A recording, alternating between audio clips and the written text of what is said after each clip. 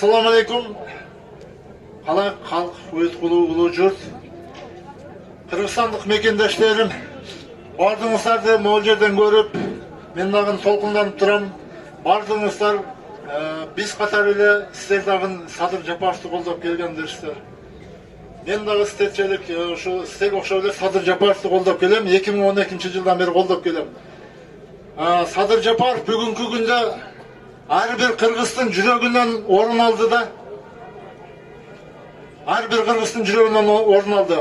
Аны ешкім елдің жүрегінен чиіп сала албайды да. Турабы. Анан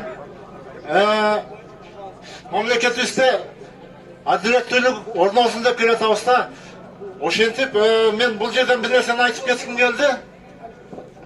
Ибрахим пайгамбарыбызды отко таштаганда зулум падыша.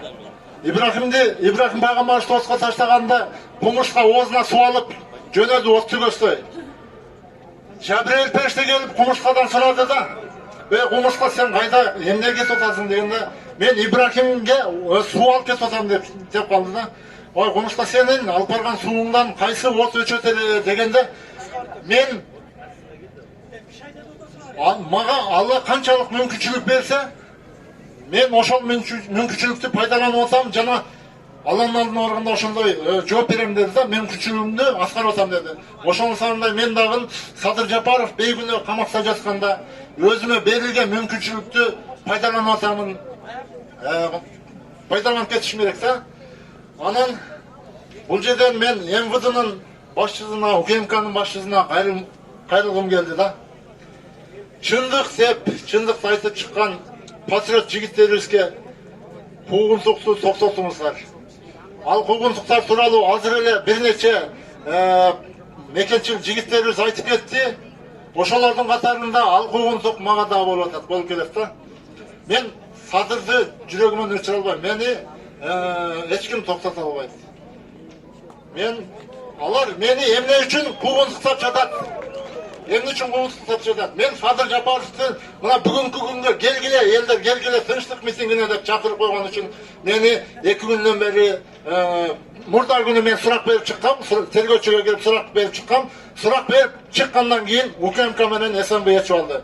Үйүмө чейин барды. Ал күнү, мурда күнү үйүмдү күзөтүп чыгышкан. Кече күндүзү бул жакта болдук. Кечинде мен алардын үйүмө дагы барарын билгендиктен мен үйгө барбадым. Бирок алар 3-4 машинада барып мен үйүмү күзөттү. Келинчегиме телефон чалып, анын сынчын алды, уйкусун алды. Ага да болбостон чакырып алып, келинчегимди сыртка чакырып алып чыгып, тарак кылды. Патриоттордон колуңду тарт, бийлик. Мен бүгүнкү күндө Садыр Жапаровдун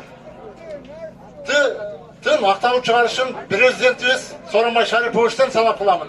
Анткени сотторго ишеним калбады. Элдин ишеними калбады. Бир нече сот процесстери болуп өттү. 20дан ашык, 20 чакты сот процесси болуп өттү, бирок акыйкатты, адилеттүүлүктү көрө албадык сот системасынан. Мен Садыр Жапаровдун акталышын президентибиз Сооронбай Шариповичтен талап кыламын. Рахмат, урматтуу